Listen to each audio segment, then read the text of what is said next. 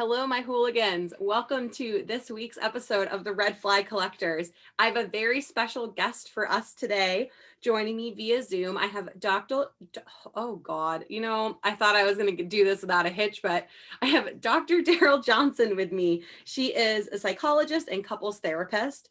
She has a vast background in psychology. She's worked as a victim specialist for court services. She also is a couples therapist, as I said.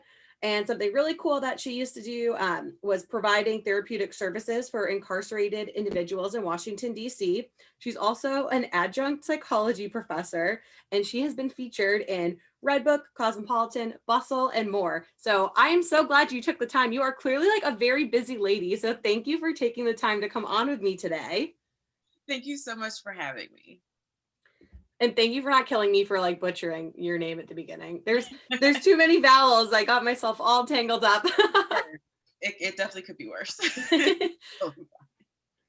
Perfect. Okay. So we're going to like make this more of a serious episode. Like I know usually I'm like cracking like weird jokes and telling embarrassing stories, but as I noted in our first couple episodes, I do really want this to be something that's educational and beneficial to the listeners and not just like weird stories from Bumble. So I'm happy to have you on to really talk about relationships, why some couples go to relationship therapy, some easy steps that people can take just to improve their own relationships if they're not necessarily like comfortable going to a couples therapist. So I do not have much experience hearing about couples therapy to start off. The most that I've like really seen is on Vanderpump Rules when some of the couples like go to couples therapy. And one thing that I thought was really interesting that one of the couples therapists said is that a lot of people don't realize you don't need to be having like relationship problems to come to a couples therapist. Like if you wait until everything is like exploding and there's like constant issues, sometimes like it won't be able to help you as much if you had waited or if you had gone just like at the beginning, like even if everything's fine. Do you feel like that's true? Absolutely. I like to think of therapy, no matter what type of therapy it is, couples, individual. I like to think of it more as a preventative thing. Kind of like, you go for your checkups every year for your doctor and things like that. It's preventative. And before things like like you mentioned, before things get out of hand, you definitely want to make sure that your couple's your relationship health is top notch, or you can always strengthen it, you can always be better, you can always learn tools to be able to handle certain conflicts or unresolved issues in a better and healthier way. Cool. Yeah. And I think too, the two couples that like were on Vanderpump Rules with couples therapy, like one of them is married and one of them is completely broken up. But like the one that's completely broken up, like by the time they went, it seemed like they were truly like past the point of like return. Like there was no way. Yeah, I So love Vanderpump Rules. I'm so sad that they fired Brittany and Jax, but I'm not surprised. No. So I thought, so I saw it, how your TV like goes to sleep. So we have, I think we have like Comcast or something. So, it has the newsreel on the bottom, and it Mm-hmm. said that yesterday. And I'm like, oh my gosh, like what happened? And it's just said that they were leaving, but I don't know. Like I follow them on Instagram. I'm like, oh my gosh, what happened? Yeah, I'm convinced they got fired. Like, I was actually surprised when they fired Kristen and Stassi Oh yeah. Okay. Yeah. that they didn't fire like Brittany at the same time because like Brittany did make like on the show like derogatory remarks and they just like pretended like she didn't say it. And I'm like, this is on Bravo. Like, you can hear her say this, but like, I think the whole situation's wrong. But like, you Yeah. fired Kristen and Stassi, but like you let like Brittany actually said something like really bad on TV, and like I totally you're letting forgot. it roll. Yeah, like the whole wedding and whoever was else involved. Yeah, like yeah. It was nuts, but I think the show's getting canceled anyway. I actually texted my VP when they quit. I was like, okay, the show is definitely getting canceled. Like, I love Tom Schwartz, but Tom Schwartz cannot carry an entire TV Right. show. Yeah, yeah, So definitely. Oh, that sucks. yeah. Well, now that we really got Right. off on a tangent on Vanderpump Yeah. Rules, the couple I was talking about was James and Kristen, that Oh, was it. yeah. When they went to Yeah. their therapist, like I felt bad for that lady. Like she just didn't know what to do. They were both so bad. Yeah. But okay. So, to my questions. So, what would you say typically causes someone to ignore red flags in relationships when they start popping up? So I want to start with actually like I want to back up because some people are like, what are red flags? And there's actually a such thing as green flags too. Like, what are the good ones? What are the bad ones? But since we're talking about the bad ones, let's get into like what that actually looks like. And then, of course, like later on down in our conversation, we'll talk about like why we can't. Because some people don't know what to look for or what it looks like because they're so used to it. So, like some of the red flags that I've seen, like with toxic or unhealthy relationships, in my practice, is more so like when you feel like you can't really open up or be emotionally connected to a person, or the person minimizes how you feel, like they just simply can't validate your feelings for some reason. You sacrifice who you are, what your interests are, your family, your friends, to be with the person, or you're shamed into doing something for them, which is kind of like a form of manipulation. Um, there's a lot of betrayal, lies. The person minimizes the issue at hand, right? They refuse to meet your needs and respect your boundaries. And paying attention to how you feel in those moments are really important because, if you walk away from every interaction or whenever you're with the person and you feel like completely drained and frustrated or disappointed or just not heard, that's definitely a red flag. Definitely. So, as far as your question, like, why do people ignore them? And what I was saying before is like, sometimes it just feels more normal to us. It is part of our way of navigating relationships. And I can go on and on about like attachment theory and how a lot of our attachment patterns start in early childhood and even with our caregivers, whether it's, our parents or who else. But I would say because of the patterns, it's hard. It's hard to identify them. But also it's painful. It's painful to face the truth. So a part of that is denial.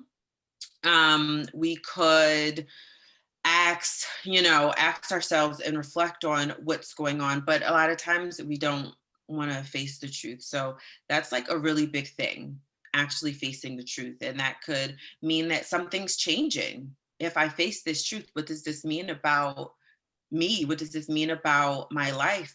If I share a life with you, if we're, married or in this long-term relationship and we share finances, a home, whatever, children, then what does this mean for my life moving forward? So that's a big thing too. Um, Another thing in therapy that I like to talk about is that even, all relationships have some kind of benefit to it. Like, what is this serving you? Even the more unhealthy ones, like the more toxic ones, they have the more hidden benefits where we have to really dig deep to see what we're getting out of this and why we're staying. So, determining what specifically you're getting, whether it is some kind of comfort or hey, I just don't want to start over.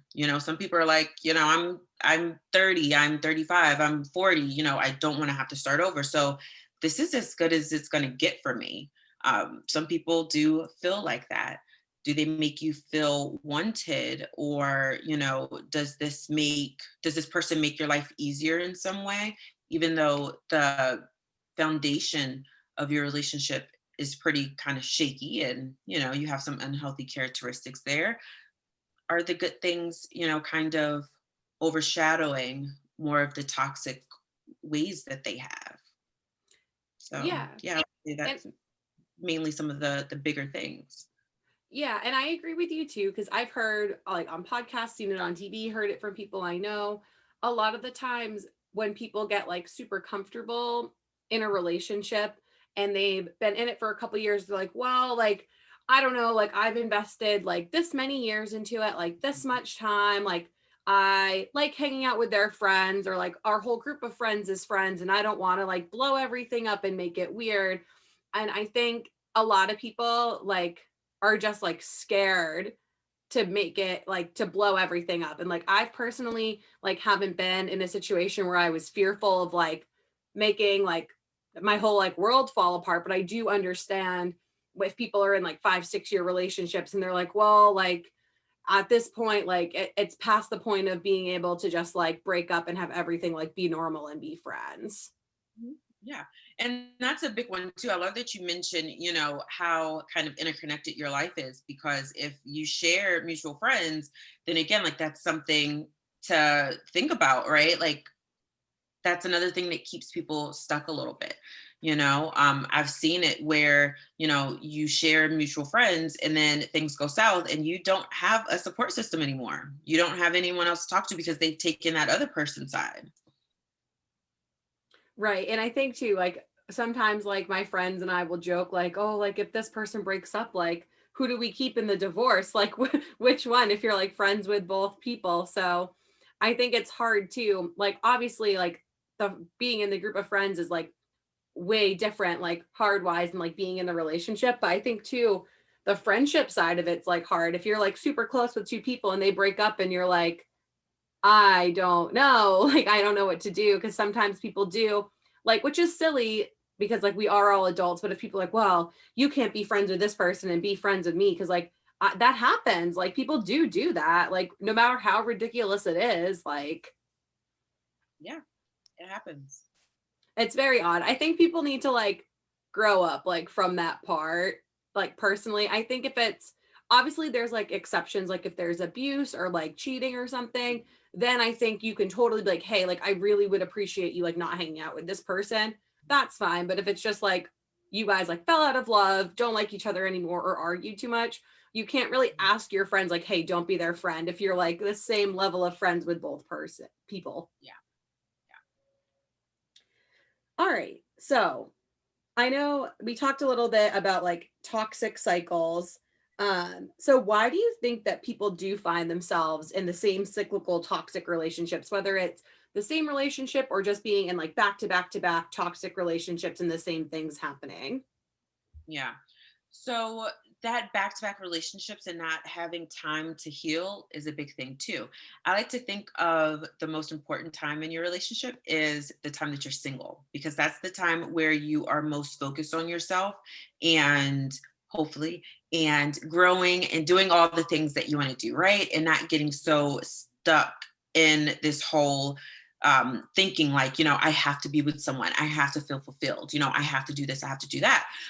So being single is actually really beneficial. So I don't necessarily encourage the back-to-back relationships because you don't have time to process and figure out what's going on with you and really focusing on you, because a lot of times when we find ourselves in relationships, we are often just so involved in the other person and our relationship itself that we lose focus, and it's easy to lose sight of what's important to you, especially if you're sharing interests, or you're kind of forgetting about or losing yourself in a sense. That's easy to do if you don't have anything to keep you balanced and steady in your relationship. So continuing that cycle of the toxic relationships is part of that. We have to focus on really what's going on with ourselves and not being so caught up in the relationship, the person. You have to ask yourself, what is this person contributing to my life and what gap are they feeling for me? um a lot of times it could be any kind of gap, right? Like the emotional gap. We're scared to feel alone or lonely, um, and not knowing what we deserve.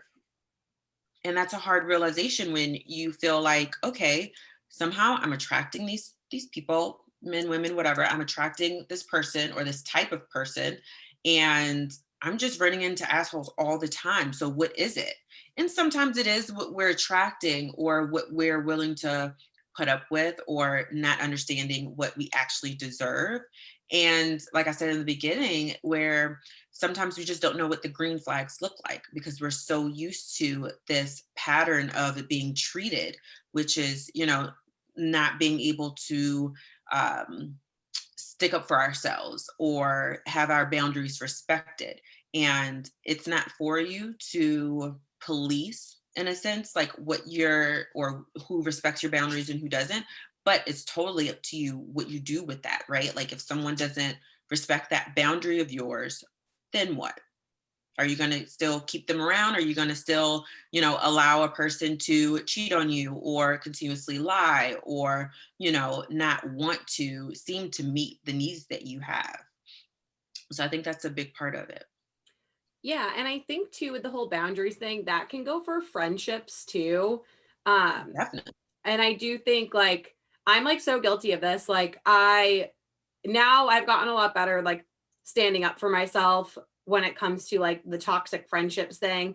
But like before it was kind of like one of my friends always tells me that I would let people get away with it. Like, oh, like that's just how they are. Like it's okay. Like they don't mean it. Like they have a lot going on. X, Y. Like I was like the ultimate like enabler of like making excuses for people.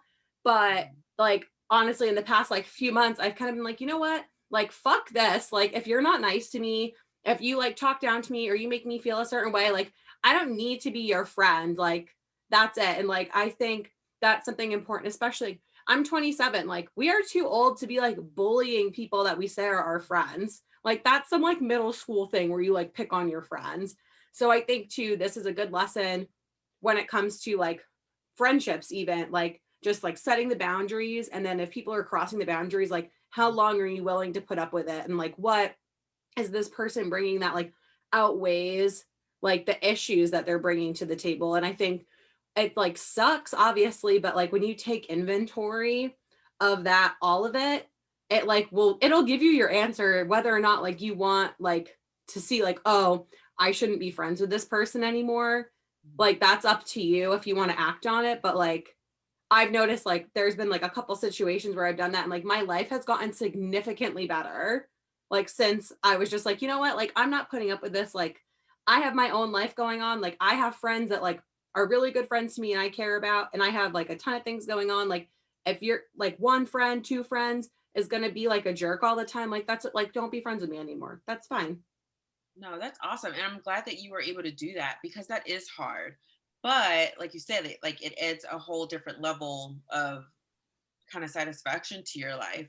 And I like that you pinpointed that, you know, that was just something that you had to overcome and realize because a lot of people don't really know or are able to value that the same things that we are willing to put up with or the same patterns that happen in our romantic relationships also happen and can be translated to our friendships or our family members and things like that. So I like to think of like our relationships as kind of like across the board of what are the patterns that exist and how am I being, like you said, how am I being fulfilled? What is this person adding to my life? What am I adding to theirs? Like what is this connection serving me and how is it serving me?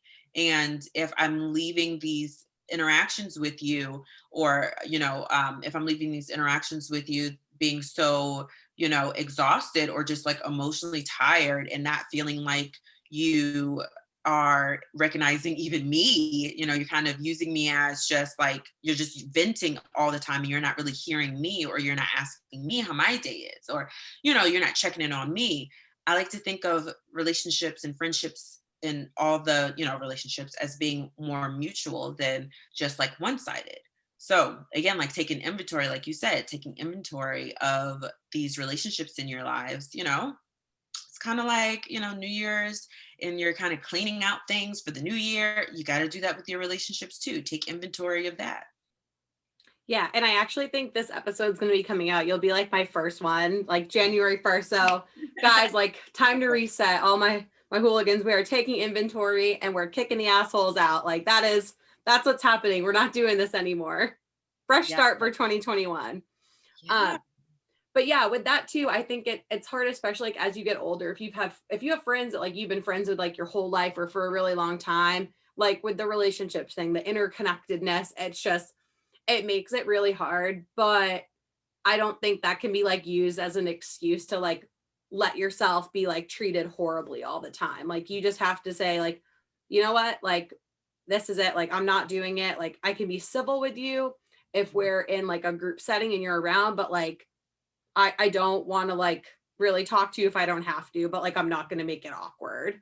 I'm like a big fan of that. Like, if I don't like you, but I have to be around you, I'll say like, hi, like, how are you? Okay. And like, that's it. Like, I'm not going to make it weird for everyone, but like, don't like take me being nice because I have to be as like me wanting to be your friend again. I think that's like the big thing that toxic people like struggle to see the line. Like, just because I'm being polite because I have to, like, doesn't mean this whole thing is going to happen all over again. Like, no.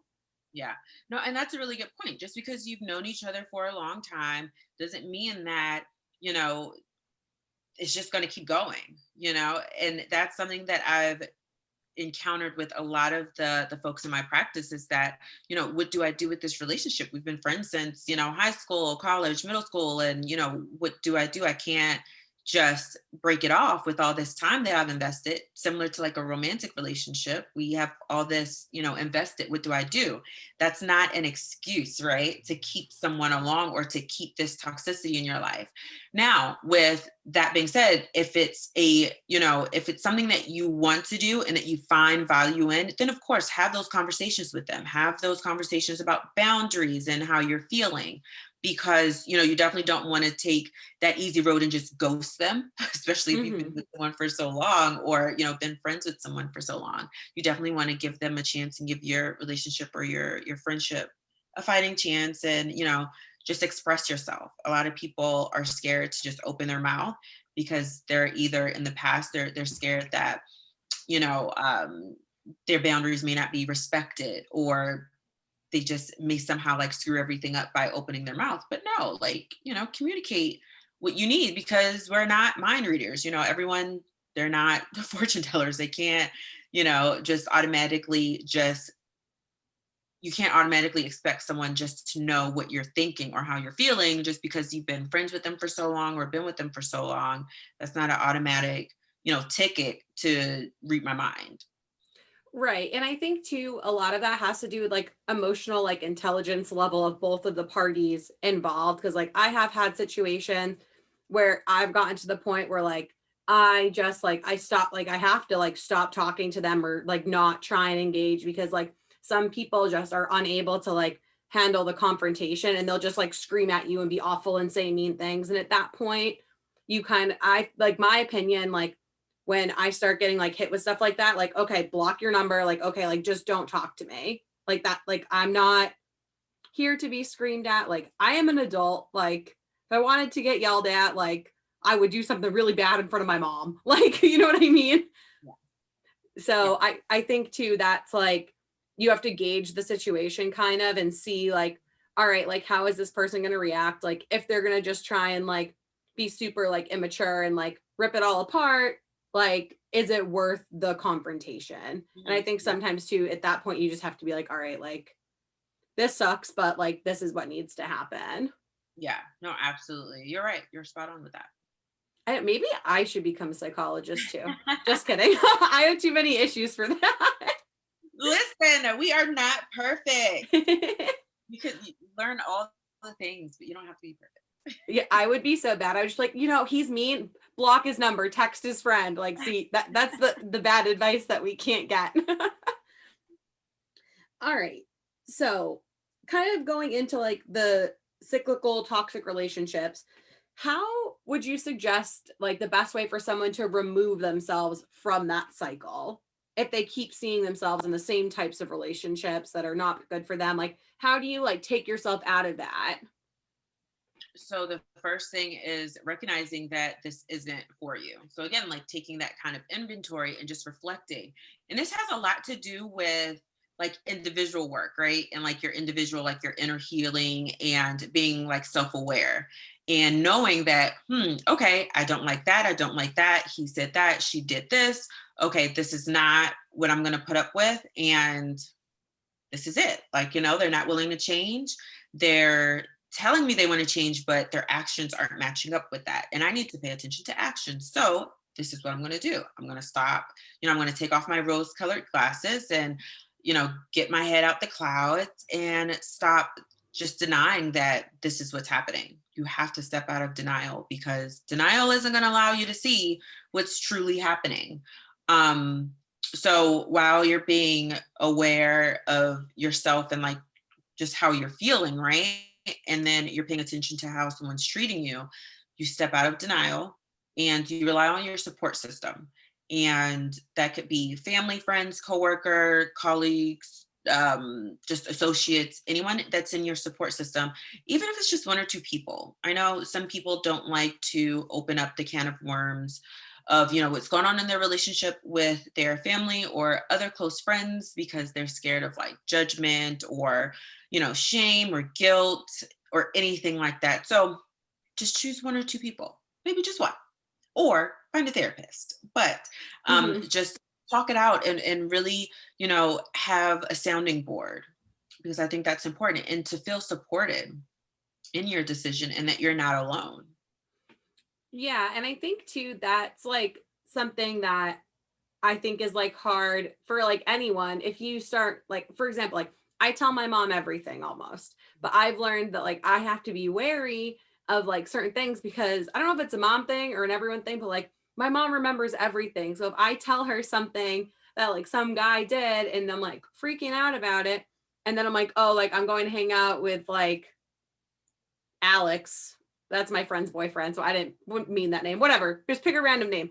I'm going to hang out with this guy. My mom be like, oh, well, didn't he do XYZ? Like, why are you doing that? So it's like, I think too, like people try and remember, like they remember stuff. So it's like harder to talk to like your best friend, your like family, because then like if that person sticks around long term, like they know everything. Like your family knows everything, and they're gonna be like, why the heck are you with this loser? Like, what are you doing? That's the tough part, right? That's the tough part of talking to other people about it. Like, the people that care about you the most. And you have to pick and choose who you're talking to, because they will remember, the person can do 1,000 great things and make you feel amazing, and then just do that one or two thing that just like really pissed you off, or that was kind of disrespectful or whatever, and everyone will just harp on that one thing and say, oh my god, like you're so stupid, why would you go back with them, or what are you thinking, and just constantly remind you of that one bad thing that happened, and you're like, wait a minute, that was just a moment, calm down, like we're still together, it's okay. But again, the flip side to that is sometimes it does take someone that's outside of our situation, our relationship, to pinpoint kind of what the red flags are. Because sometimes we're so caught up in it and we're so close to it that it's hard to identify. Just a two-edged sword. For sure. And I think that's the thing. Like I have certain friends that like I know I can like tell stuff to, and they'll be objective. So if I tell them something, they'll only bring it up again if it's like, hey, like this sounds like this thing that happened 3 months ago. Like when he was texting this girl, I'm like, you found out. But it would never be like if like it was a one-time thing and then everything's great, it wouldn't just be like oh, remember he did this, remember he did this. So I think too, you have to like judge like who you're telling and stuff based on like how, like if you know they're gonna hold it over your head for the rest of your life. Absolutely. Yeah, totally agree. All right. So, what, if any, do you think there's like healthy ways to improve a relationship that may have like initially have red flags? Yeah, I definitely do. Again, you have to identify what those are, and hopefully, just as we were discussing earlier with like the friendships of gauging the room, you have to figure out if this person's willing to work on it, if this person's willing to actually hear you out and deal with their own stuff, because we bring our own baggage into our relationships, and that baggage will impact our relationship and how we interact with that person and how we're able to meet their needs and what we value and what they value. So they have to be willing to hear us out and work on those things. So set boundaries, identify those red flags, and get into therapy. I always, no matter who I'm talking to, it could be a couple. I say, hey, look, both of you guys, I'm seeing you for couples therapy, but you need to get into individual therapy yourself. And uh, 9 times out of 10, they're pretty receptive to it. And it's 100% like, it's so helpful. If you have a great connection with your therapist and, good rapport, it's definitely helpful in strengthening your relationship. because again, like that personal work, that inner work is so important with how we interact with our partner. And so if I could be a better Daryl for my partner, then, that means just the individual work. And if that also includes couples work too, that's great too. But I definitely think that there has to be a level of willingness. There has to be a level of willingness for the partner, the problematic partner, I guess we could label them, the problematic partner to, change. And there has to be a shift. Yeah. So when I actually interviewed Chantel from Date Struck the other week, she had noted that one way to kind of look at something like this would be to make like a pro and cons list about like your relationship with the person. And something she said that was important was it's not necessarily like there are 10 pros and 13 cons, or there's 30 pros and 6 cons.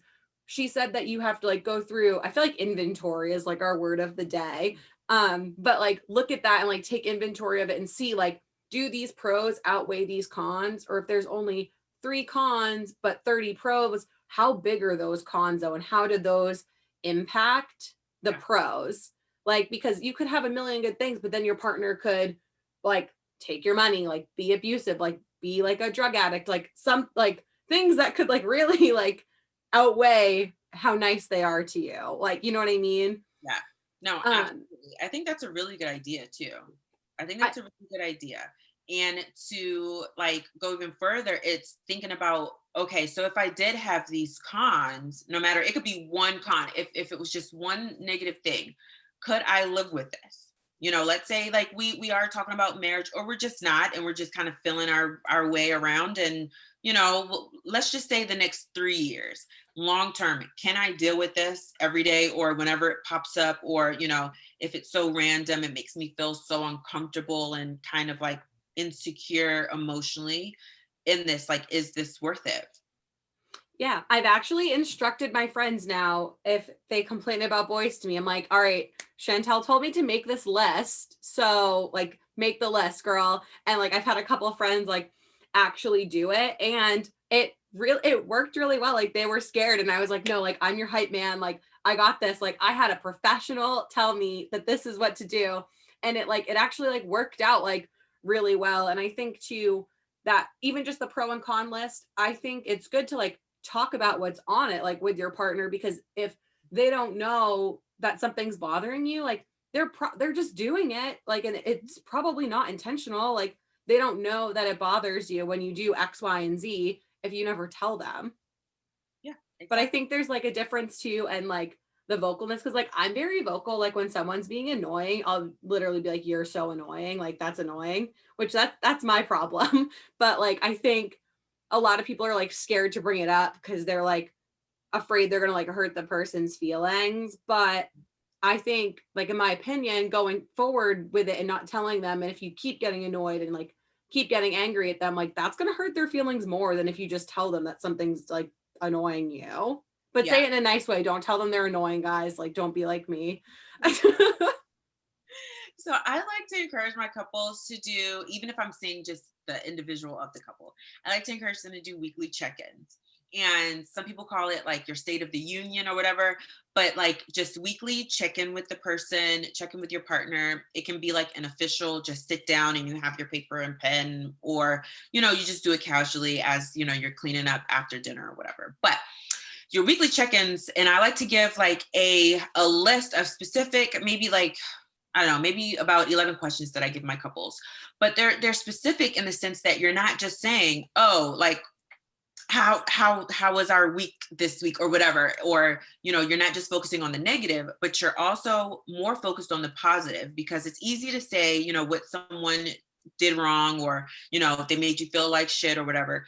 But it's even better to focus on some of the positive things that they're doing, because oftentimes we don't hear a lot of the positive things that our partner's doing, or we don't recognize it because we're so agitated of the other stuff. So we're like, you screwed up, I'm not giving you any like golden stars this week. Mm-hmm. So I like to have them focus on anything from, like what do you have going on this week that I can support you in? I know you have this big, job interview coming up or whatever. Like, is it anything I can do maybe to help you? Or did you feel supported and needed or heard this week? And if you didn't, then what can I do, this week, this upcoming week to help you?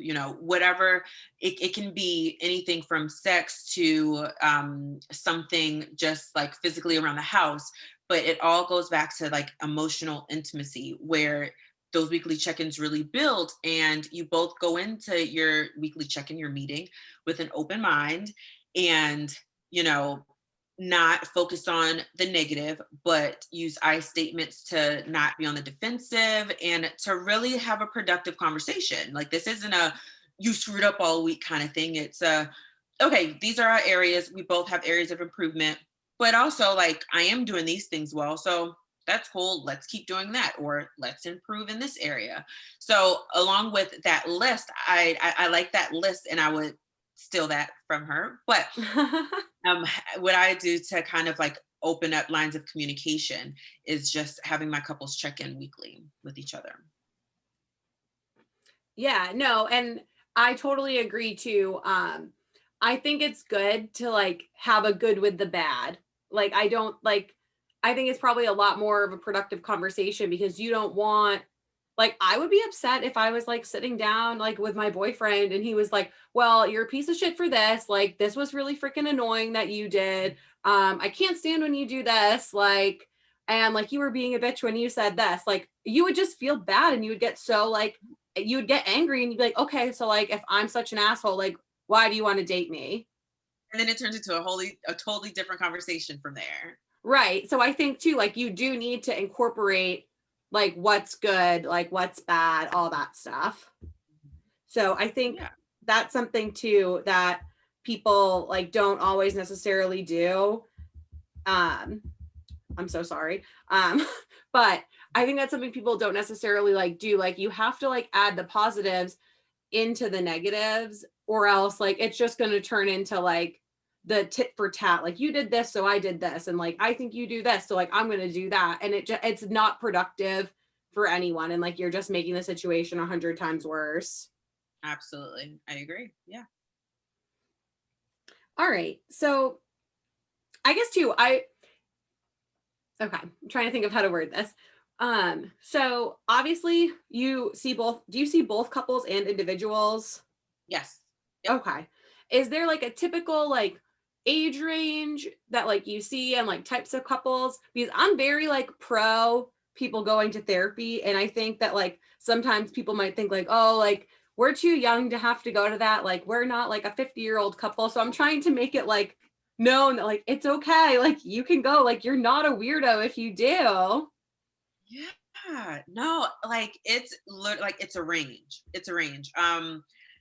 The oldest couple or more seasoned couple, let's say right now, I want to say like my most seasoned might be like in their maybe late 40s, like early 50s, but then the youngest are in their early 20s.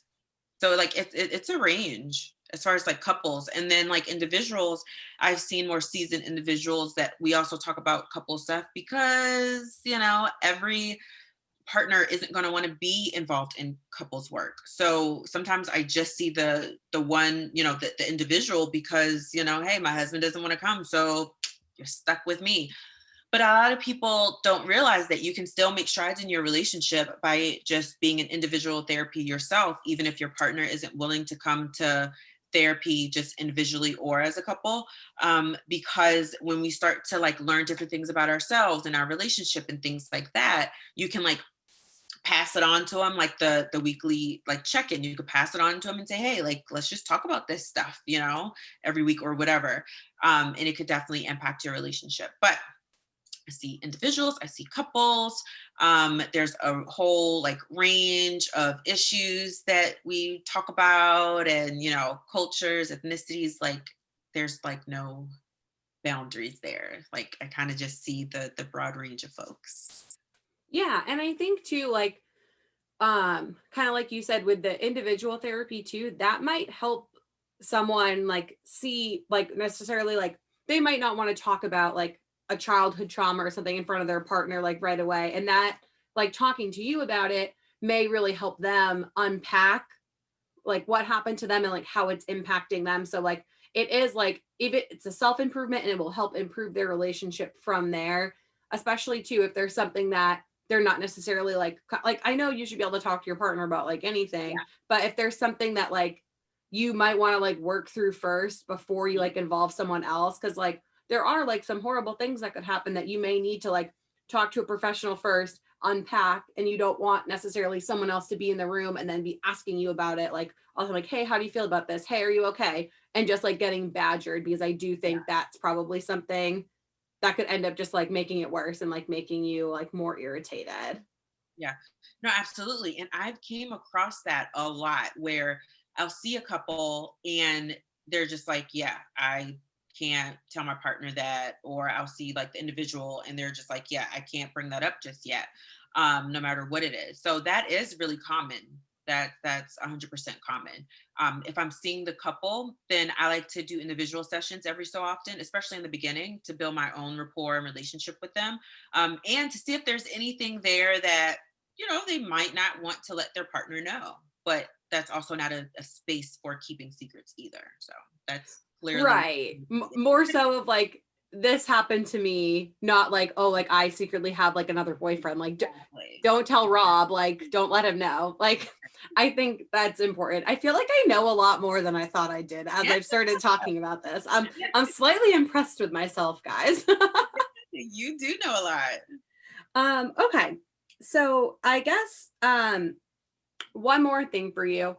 What do you think, if a couple is thinking about therapy, like going, what do you think should kind of be their like, or what is like a first inkling that maybe they should go instead of just being like, oh, I think we should go? Like, are there like things that may like trigger you to think like, oh, maybe this like couple should go see like a specialist?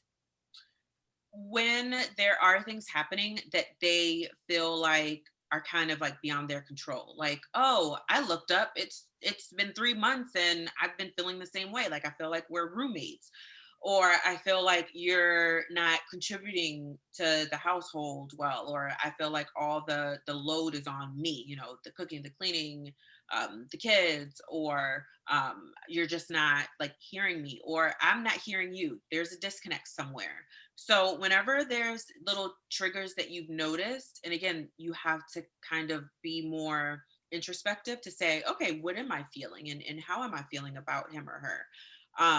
Whenever you start to get those little kind of like inklings, or you're feeling a little bit more triggered or kind of like on edge a little bit with them, more agitated, then yeah, I would definitely say, if it's been going on and you guys just can't seem to work it out yourselves, then definitely see someone for it.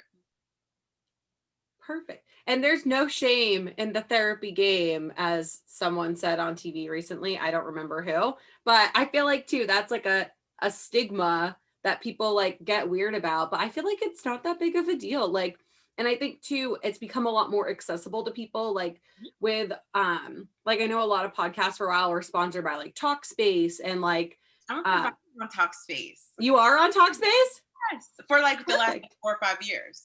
That's awesome. And like the thing is too, like I feel like it's gotten like very accessible that like some people might not be able to like go into an office once a week. And they have like all these celebrities like saying that they use Talkspace. Like I know like Michael Phelps and like Demi Lovato are like spokespeople for Talkspace. Yeah. So I think too, just even like an app like that that makes it like more accessible, and like them like sponsoring a bunch of podcasts and just really like getting the word out there, it shows that like it's nothing to be like ashamed of. Like I told the dating coach I interviewed that like I probably need a therapist after talking to her. So it's fine. But I think it, and it doesn't even have to be something bad going on. Like I know a lot of people that like go and just like talk, Yeah. and Yeah. it prevents stuff from spiraling. I feel like that's the whole point. Yeah, and I've had clients say, "Well, I don't have anything to talk about today. Like nothing bad happened, so I don't have anything to talk about. And I'm like, that's not, no, like we can talk about other things, you know? And I like to, in those moments, I like to strengthen like the coping toolbox that we have. Like if it's like a meditation or like different apps that you use, or, you know, getting back into hobbies, especially with COVID and things, we have to be more creative because, you know, some people have hobbies or things that they enjoy doing like outside of the house or that aren't really COVID approved. But yeah, like you don't have to necessarily talk about anything bad, but you know, you could definitely have a safe space to just like express yourself and, you know, grow and get better. Yeah. Well, thank you again so much for coming on. I'm going to give you a few minutes if you want to plug anything, let us know anything that you have going on, where people can find you, and any last words. Yeah, no, thank you so much for having me. This was so much fun. You can find me on Instagram at Daryl Johnson, DARYLJOHNSON. That is my Instagram. And I'm actually with a group practice called Group Therapy Associates. And it is an awesome practice of like really great clinicians that I love being a part of. We see everyone there. Like I specifically see individuals and couples, but they see, you know, other people see children and families and all that good stuff. Actually, our CEO, and this is like a little shout out to her. In the beginning, we were talking about like therapy on TV. She was actually featured on Real Housewives of Potomac as one of the therapists there. What? So she's really cool. I love her. She has like tons of like resources on their Instagram. Their Instagram is actually therapy is not a dirty word. I love this practice, and I've been a part of another group practice before, but this one's really special. And I would check them out because they have a lot of like off the couch, you know, outside of therapy, little activities like happy hours or like, you know, little meet and greets with like therapists, retreats. Like they have all kinds of things. And they have some pretty cool like merch too, like merchandise, hoodies and stuff like that. So they're pretty cool. Check them out. So everything that I'm doing would be over on their Instagram as well. Awesome. Well, thank you so much again for coming on. Just so you guys remember, you can follow us on Instagram at the Red Flag Collectors. Send us a DM if you have any questions, or if you want to see Dr. Daryl back, because like I do, so I can keep flexing my psychology knowledge. And then you can follow me on Instagram at Danielle M. Hare. Can't say my own name. That's embarrassing. And all the new merch is up on Teespring. So this will be out in January. We have some dope unbothered beanies that I think everyone needs to order because they were a big pain in the ass to make. And I'm extremely excited for mine to come in. So, all right. Thank you guys. Enjoy the rest of your week and tune in next time.